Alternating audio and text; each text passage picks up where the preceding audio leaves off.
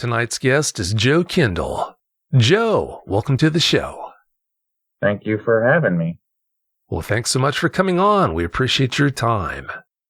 Joe, please give us a brief bio on yourself. Okay, well, my name is Joe Kendle. I was born and raised in Colorado. Joined the military after I graduated high school. Stationed at Fort Riley, Fort Bragg. Did the desert. Went to Somalia. Came back. Became a civilian. Moved to Illinois. I have 4 kids. I had a chance to move down to South Carolina, and I'm down here now, remarried, and absolutely loving life at the good old young age of 48. At the ripe young age of 48, huh? Yes, sir. Well, I can understand why you would be enjoying living your life. It sounds like you've carved out a good one for yourself. And speaking of your life, thank you so much for your service to our country. I appreciate it. No problem. Joe, you and your wife have done a lot of research about dogmen. What's been the most surprising thing you two have discovered when doing that? Probably all the sightings that are in the area. It's just absolutely insane.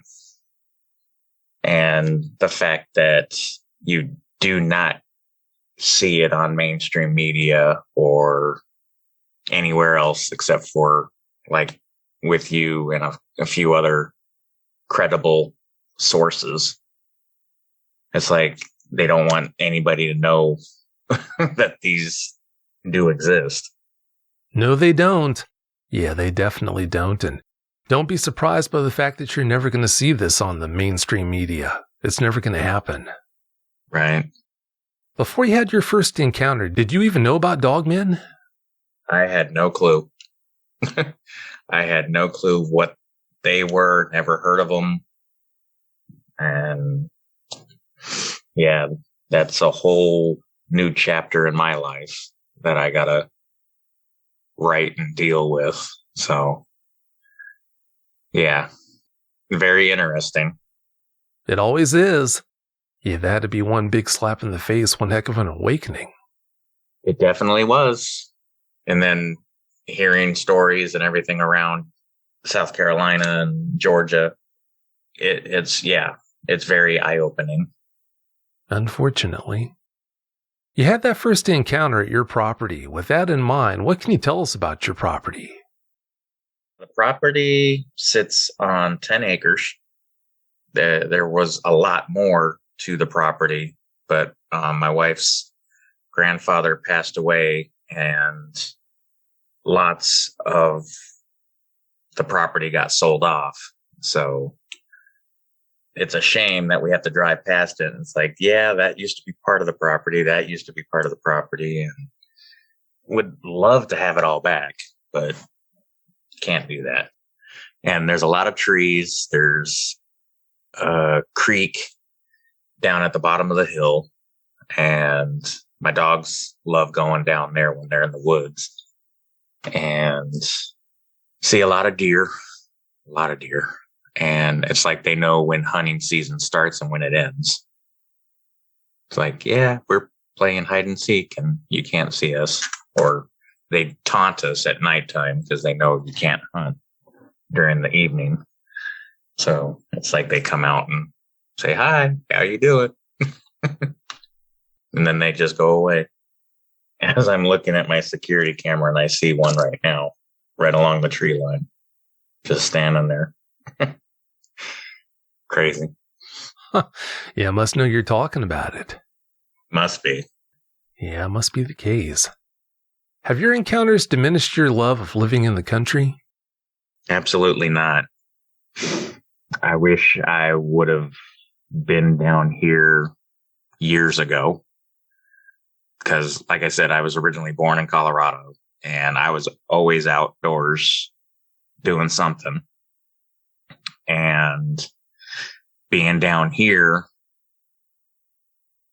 I love it. It's peaceful. I can go out either into the yard or out into the woods anytime I want, and just sit there and just listen to the animals, the wind, and just melt away into the forest. And it's so peaceful out here. There's no city noise. You'll get an occasional car going by off the road that we live off of. But other than that, on a clear night, you can see millions of stars. And that's one of the biggest things I love about living out here on this property. Well, I can understand why you would feel that way. Yeah, there's nothing like living out in the country. Yeah, I love it. Well, I can understand why you would. From what I understand, your daughter-in-law had an encounter of her own. What can you tell us about her experience? Well, her experience happened when she was probably 5 or 6, if I remember correctly. And she was outside riding her bicycle with one of her friends. And she saw this big, huge black mass with red eyes and teeth, probably a good 20, 30 feet away from her. And she ran inside. Her and her friend ran inside the house. And she told her mom, my wife, the next day. And well, at that particular time, my wife thought it was just her imagination. And then fast forward 20 years and come to find out what it was and that they actually do exist. And then that's what brought her to her love of these cryptids and doing the research and everything else. And so she kind of was the one that brought me into all of this. And I can't get enough of it. It's something else that nobody wants to talk about because people are so shallow-minded when it comes to extra beings being out there. We don't know where they come from, but they're here. That they are. That they are. Considering what you said about her fascination with the topic of cryptids, I think it's a pretty clear-cut answer, but did she suffer any ill effects from that experience, or was it all pretty easy for her to brush off? For the most part, from what I understand, it was pretty easy to brush off. But now that she knows exactly what they are now, she has a better idea of what's going on and what's out there. That's great news. I'm glad she was able to handle it so well then. If you've had a Dogman encounter and would like to speak with me about it, whether in private or on the show, please go to dogmanencounters.com and submit a report. If you've had a Bigfoot sighting and would like to be a guest on either of my 2 Bigfoot shows, My Bigfoot Sighting or Bigfoot Eyewitness Radio, please go to bigfooteyewitness.com and submit a report. All right, back to the show. Not only have you had 2 Dogman encounters, Joe, you also saw a Sasquatch too one time. What can you tell us about that experience? The Sasquatch incident around here, I guess they call them boogers down here in the South. So I was down in the woods and I was putting one of my hens to rest out in the woods. And I saw something in the distance in the tree line. And so I just started following it and trying to figure out what it was, and came up to this clearing that's on the property. And on the other side of the clearing, what I originally saw were some deer. And so following the deer, watching the deer and everything, I saw them on the over on the other side of the opening of the field. There was something else that was with them. And its back was to me. And this was probably 30, 40 yards away. There was that big of a gap in the opening. And it was squatted down, but then it stood up and it was interacting with these two does. And I've never seen that or heard that before in any of the stuff that we have looked into. But when it stood up, it wasn't 8 foot, 9 foot. It looked like it was like 6.5 foot. It looked like it was a juvenile. And that's when I started thinking, okay, this is probably a juvenile. And I guess they all need to have friends. And these two does were obviously its friend. Because I don't know if they eat each other or Bigfoots eat deer. I don't know. I don't know what they eat. But he was brown. He was very muscular for being as big as he was. But luckily, he didn't turn around to see me. I saw him, and as soon as I saw him stand up, I was like, yeah, I think I need to head back up to the house. And so I backtracked the way I came in and walked back up to the back porch of the house and went inside, told my wife what was going on. And of course, went back over here to the back porch, and my dogs got out and they ran to the tree line and then stopped and then ran right back up to the house. And for a couple days after that, they didn't want to go anywhere near that side of the house where that tree line was. They'll go to the other side, but they didn't want to go back over to the other on the side where I had originally come from. So they obviously knew something was out there and they didn't want to deal with it. And I don't blame them. Well, yeah, I don't blame them either. And that must have been quite the sight, seeing a Sasquatch interacting with a deer like that. And to answer your question, yeah, I had never heard that before until episode 6 of my new Bigfoot show called My Bigfoot Sighting. On that episode, Hunter talks about a Sasquatch that he witnessed interacting with the deer. Seemed like it was feeding the deer, so I guess it happens. It was doing something because he had one deer on one side and another one on the other. And they were just like they were having a conversation or something. I don't know. And then he stood up, and I don't know what happened after that because I backed out and came back up towards the house. But every once in a while, because our mailbox is down at the end of the road, and it's probably 150 yards from the house, and it's right up next to the road. And my brother-in-law, he lives on the front portion of the property, and there's a big opening from his house to the tree line. But then you can see our next door neighbor's property. And every once in a while, I'll see a dark shadow standing up within that tree line at dusk, just about every day. And it's too tall to be the neighbors because I never see them out on the property anyway. I hear them in the garage, but I've never seen them out on that end of the property before.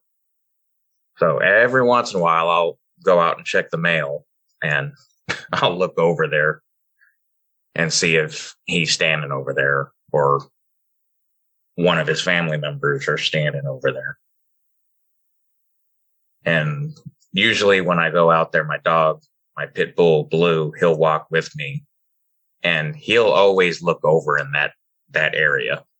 It's like he smells something, but he won't go charging that area. He'll just stand there and look, and the hair will stand up just a little bit on his neck. But he stays right there with me. And then we just go back into the house because I don't want that interaction because I don't know how that would turn out. Because I know Sasquatches don't like dogs. And I don't want to lose my dog because he's a good boy. It sure sounds like he is. Yeah, I love the fact that he follows you out there like that. When you do see that big dark figure out there at the tree line, do you always think Sasquatch, or sometimes does your mind go in a different direction and think, oh, Dogman? Well, see, that's just it. I don't know what it is because it's in the tree line and it's behind some of the trees. And sometimes it's squatted down, sometimes it's standing straight up. So I can't get a definite outline of what it is, but I can see it there. And as long as it stays over there, it's not messing with me or my family or my chickens or anything, I'm good. You do you, I'll do me. Huh. Yeah, no doubt about that. It's like, I'm not going to mess with you. Please don't mess with me. And we'll be good. You know what they say, don't start none, won't be none. Exactly. That's it. All right, Joe, please tell us about your encounters now. Give us every last detail that comes to mind. Okay. Well, the first encounter happened, I'm not sure if it was late March, early April, but I was on the phone talking with my son in my car because the phone reception is better instead of being in the house. So I was in my car under the carport and we're sitting there and we're talking, and it was a nice clear evening. There was no clouds.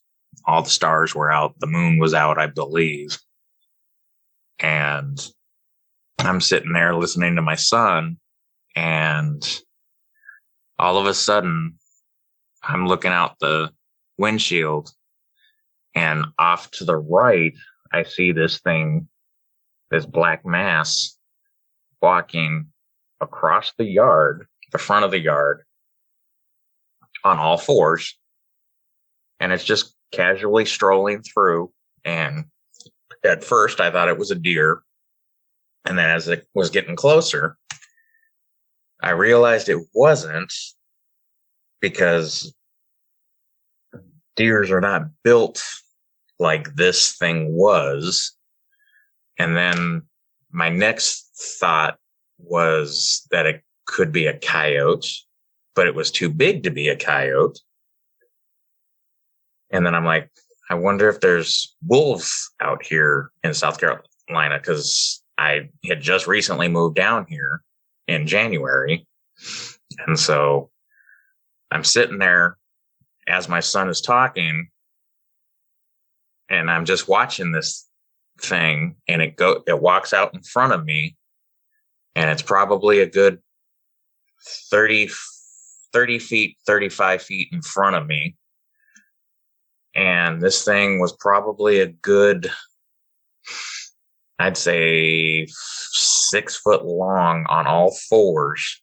It had a tail, but I never saw its head because it was always looking the opposite direction of where I was. And it hesitated there for a second, and then it just continued to walk to the left over into the tree line. And so I told my son, I'm like, okay, I just saw something. I need to let you go. I'll call you back later. And hung up with him, got out of my car as quickly as I could, and ran back up into the house and told my fiance at the time. I asked her what type of animals that are four-legged are in this area that are pretty big. And she kind of just looked at me like, what are you talking about? And I explained to her what I saw. And what I saw was this big black mass that was black. It looked like it had some brown and gray in it. And it was long haired, but I never was able to see the face or his teeth or anything, because it was, for some reason, it was looking the opposite direction of where I was. So it was looking towards the street, towards the road, in front of the house, and he just kept walking. And I told her, and then that's when she told me, well, there are stories of dogmen in this area. And that's where it all started. And so it blew me away, to be quite honest, because I've seen some interesting things in my life. But hearing things about this, or hearing stories about this, and then actually seeing one for the first time, it's kind of mind-blowing. And then that's when you realize, yeah, there's a lot more things out there than you ever thought existed. And so ever since that first encounter, I got on the computer the next day and I started looking up everything I could possibly find with the help of my fiance. And we just left it at that. And then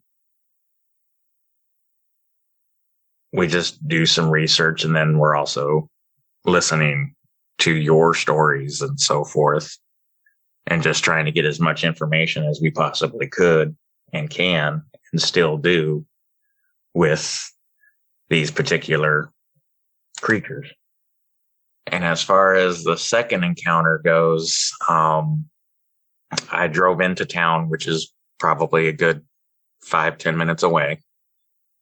And I had to go into town to get some stuff. And I also was talking to my kids again, because they live up in Illinois while I live down here. And I'm driving back from town, and I turn onto our road that the property's on. And as I'm driving down the road, I see this black mass on the right-hand side of the road. And I start to slow down because I don't know if it's a deer or a person. I don't know what it is until I get a little closer. And then as I'm getting closer, it decides to come out into the middle of the road. And when it did, I slammed on my brakes, and I'm now probably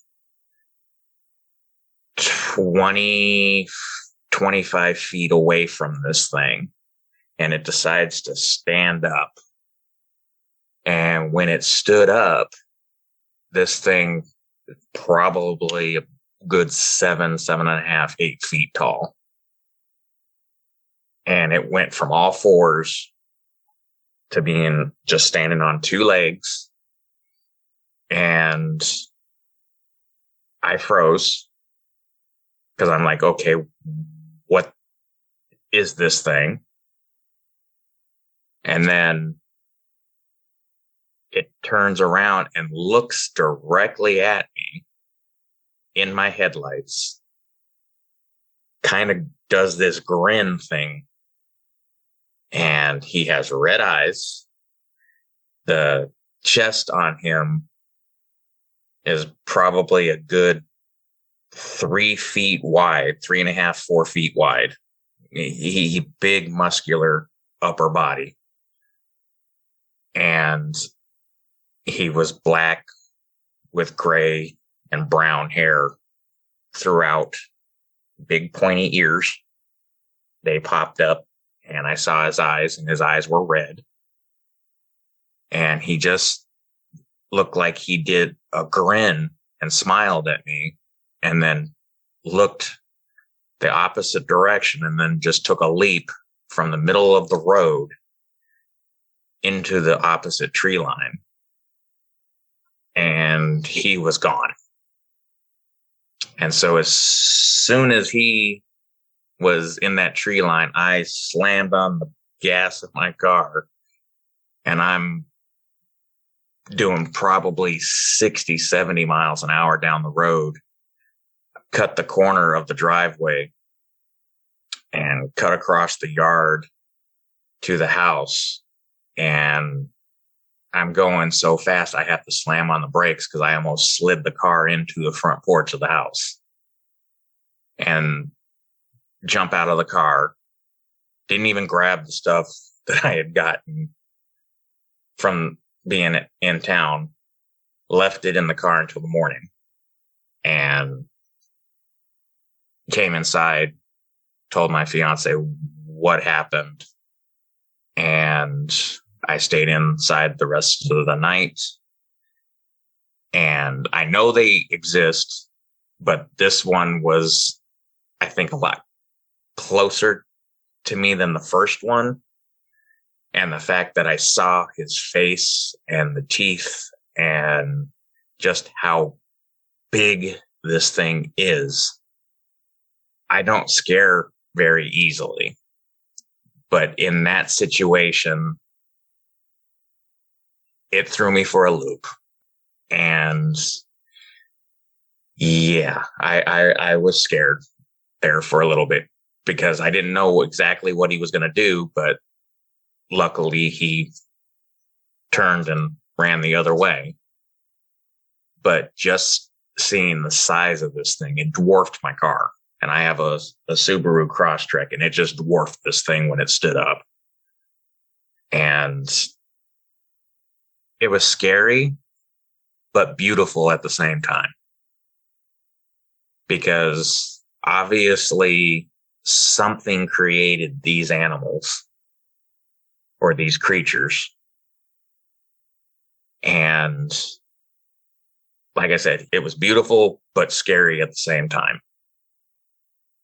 And it just, to this day, especially at nighttime when I come around that corner, I get butterflies in my stomach when we come around that corner, just kind of like tonight when we were coming back from being out of town, coming back in, it's dark and it was raining, coming around that corner, sitting there, and I got anxious. I get anxious every time I come around that corner, especially at nighttime, because I don't know if it's going to be standing there again or vice versa.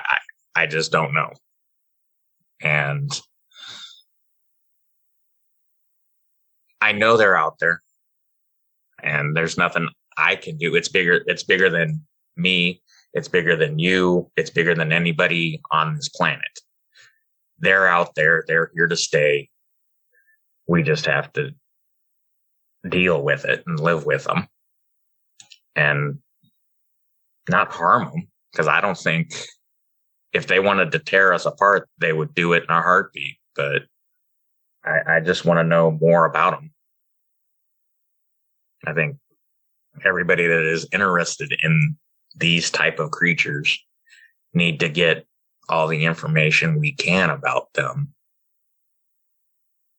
and possibly learn from them, because they're obviously smart, because I don't know how many there are out there in the world, but they obviously know how to live away from civilization. And I think they're smarter than us, to be quite honest, when it comes to certain things. Yeah, I wouldn't be surprised if you're right about that. When you told your son what you were looking at on the phone that night, did you get the message across to him what you were looking at? The fact you're looking at something that didn't quite seem to fit the profile of anything that should be there on your property? I described it to him, and he kind of got silent. And this is my youngest son, who's 20. And he got silent. And I know when he gets silent like that,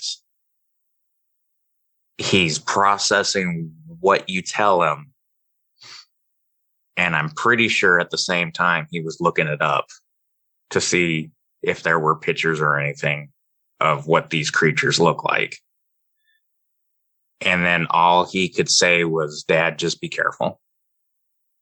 And that was the end of that conversation. But when we talk now, he'll bring up the question, have you seen any more? Or are you okay? Are you guys okay?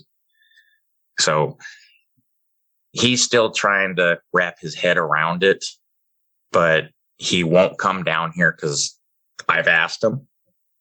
I've asked both of my boys to come down and visit, and they won't. I don't know if it's because I told them about the Dogmen, or they just don't want to come down to the country because they both live in the city. But they do seem concerned about the whole situation. So that's a good thing, I guess. Because normally your kids are, once they get older, they're like, yeah, okay, you do you, I'll do me. But I have two good boys. They're both Eagle Scouts, so they're really good. Yeah, sounds like they are. And it sounds to me like that son might have at least a slight interest in dogmen. Is that accurate? I would say so. He's always liked wolves since he was a little kid. He always draws them. So I'm pretty sure if I was to ask him to see his drawing pad, he would probably have some drawings of a dogman or his version of a dogman. Well, you know what they say, the more you know about something, the less likely you are to fear it. So I hope he does study them. You said that you started to wonder if it was a wolf at one point. You also said that it looked to be about 6 feet long.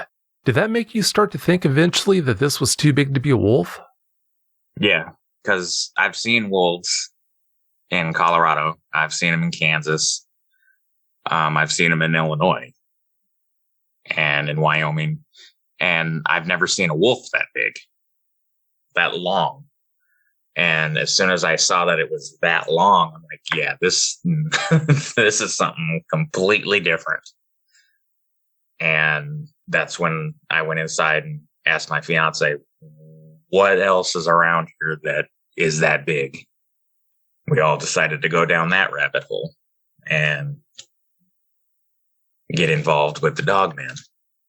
Well, I don't need to tell you that whole twists a lot and it's pretty deep. Absolutely. Yeah, that it is. Do you see it as being a good thing that you never saw its face when you had that first encounter, or do you wish you could have seen it? To be quite honest, I go back and forth with that situation all the time. It's like, I look at it, and it's like, okay, what would have happened if I would have seen its face the first time? What would have I had done different from what I did the first time when I didn't do anything when I saw it? It was probably more of a shock the second time when I saw it and it actually was standing in front of me, because the first time when I saw it, it didn't seem threatening, and it just was just walking across the property. I'm pretty sure it knew I was there. He probably seen me walk out from the front of the house to the car and decided, hey, I'm going to walk in front of this guy, see what he does. I don't know. I don't know how they interact or what goes through their head. I would like to know what goes through their head. I want to know what makes them tick. Well, I think what you're looking at is an apex predator with a lot of spare time on their hands. And because of that, it seems like one of their favorite pastimes is getting a rise out of eyewitnesses. I'm sure that dogman knew full well that you were there, and I'm sure what you saw that night was done for your benefit. Yeah, I can see that. Because from what I've understood, they won't appear if they don't want you to see them. And if they do appear in front of you, it's for a reason. I get that much. But the only thing I'm still trying to wrap my head around is, why did they show themselves to me? Because you were there and they wanted to get a response out of you. Okay. Yeah, you were there. So I think it's as simple as that. Your wife told you that it might have been a dogman that you saw when you had that first encounter. Was she already interested in them back then, or did she start to research them after you had that experience? No, she was already researching them because she has other family members that have told her stories when they were growing up about the dogmen and about the boogers and so forth. So obviously, when her grandfather had all this property, and there was quite a bunch of property that was around that he owned, they got to see a lot of stuff all the time. So she was already researching all of that stuff before I came along. But after my first encounter, she kind of went more in depth with it. And so that's why we are trying to get as much information as we possibly can on these creatures, because we both want to know what's going on. Can't say I blame you when you know they could be outside the door right now, so that makes sense. Since you were in the relative safety of your car when that second dogman stood up that night, did you still have at least a small sense of security? Yes. I also had my pistol with me, but at the same time, something that big, that massive, my pistol would have just probably made it mad, and I didn't want to make it mad. My bigger artillery was at the house, so that was out of the picture, out the window, so I wasn't going to do that. I wouldn't want to harm these things even if I had the chance, because I don't see a reason to, because they were obviously here way before we were. And what gives me the right to take their life when they're here before any of us were? I guess that's what I'm trying to say. Yeah, unless they push the issue and make you think that there's no doubt they're going to kill you. Yeah, I always recommend that you don't even think about firing on a dogman, so I'm glad you have that mindset. After having that second encounter, were you starting to wonder why you were suddenly having these experiences with dogmen? I have that go through my mind every day since then. Like you said just a couple minutes ago, there could be one standing outside my front door when I go to let the dogs out. I always have this thing in the back of my head. Okay, when's the next time I'm going to see one of these things up close and personal? Because it seems like the first two encounters, well, from considering the first one was further away and then the second one was closer, what's the next encounter going to be? 10 feet away? 5 feet away? Nose to nose? I don't know. And that's one thing that does bother me.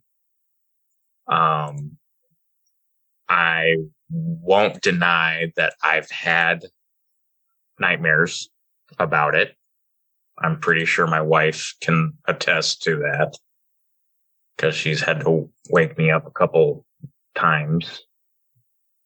But if I was to try and tell you what those dreams were about, I couldn't tell you, but I'm pretty sure it had to do something with the dogman. But I'm not going to sit here and say, oh, I'm this big, rough, tough guy. No. Like I said before, these things are bigger than us. They've been here longer. Obviously, they're here for a reason. And they're going to be around a lot longer than the human race is going to be. So I don't even know when the first dogman was ever seen. So I'm just one of the witnesses to these beautiful creatures, even though they may look scary and have long canines and big pointy ears and big red eyes. They're here for a reason. After hearing you say everything that you've said tonight, I think I know the answer to this question, but I'm going to ask it anyway. Do you wear your encounters as a badge of honor of sorts, or do you see them as being more of a curse? A little bit of both. Part of me says, "Oh, okay, this is cool that it happened," but then the other side of that is why. And I figured, okay, one time is okay, but then for a second time to happen, it's like, whoa, wait a minute. Is this a curse? What's going on? Are they picking on me? I don't know. Is it that they're picking on me or they're trying to scare me? I don't know what it is. But I take every day. I try to stay positive every day.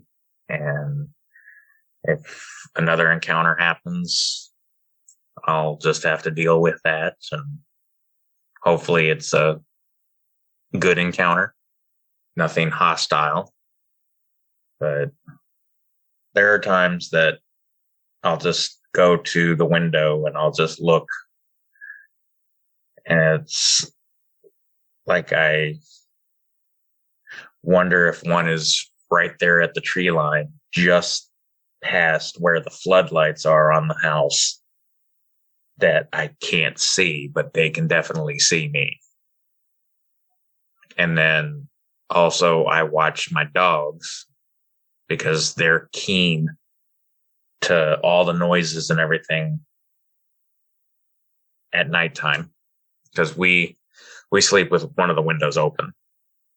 But right on the corner of the house, there is a big floodlight that is facing the chicken coop, but it also goes out to the tree line, which is probably 20 yards past the chicken coop.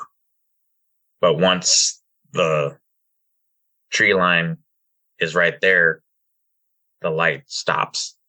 So it doesn't penetrate the tree line. So it's like, okay, that's perfect cover for these creatures to just be standing there until the daylight. And they can do that 180 degrees around the entire house, because that's how our tree line is on this property. We got the main house and then 3 outbuildings and then the chicken coop. And one section of the property has nothing but pine trees. And then there's a 20-foot gap. And then there's the actual tree line. And that wraps around the property. And then over on the other side, the south side of the property, there's a pasture.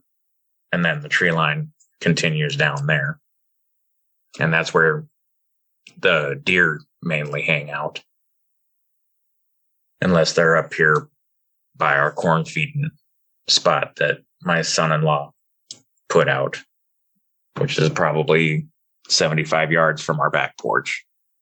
Please don't lose sight of the fact that you have at least one dogman around. At least sometime you've got a dogman that's lurking around.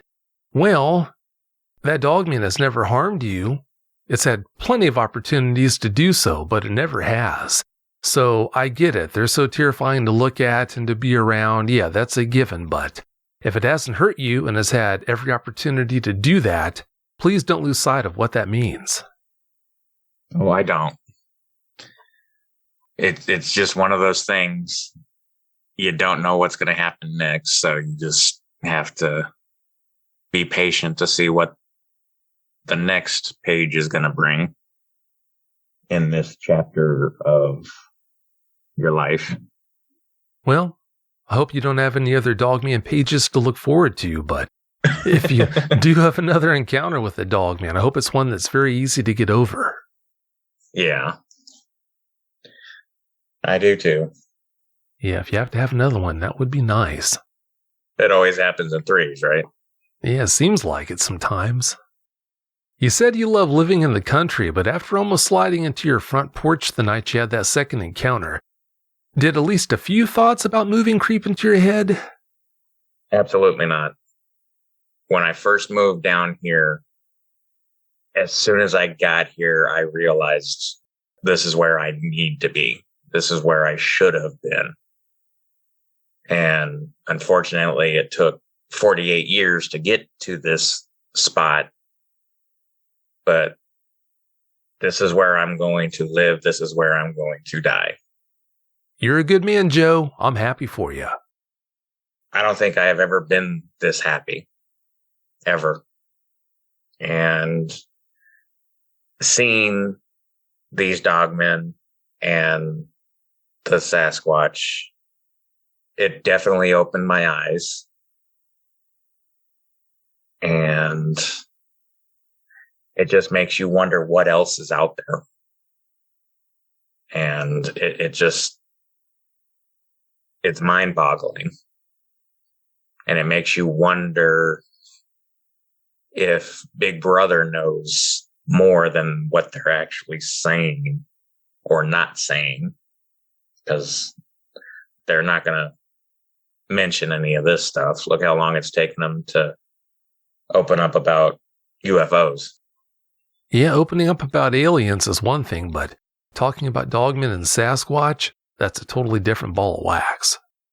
Well, it's about time for us to get out of here, Joe, but before we do you have any closing comments you'd like to share?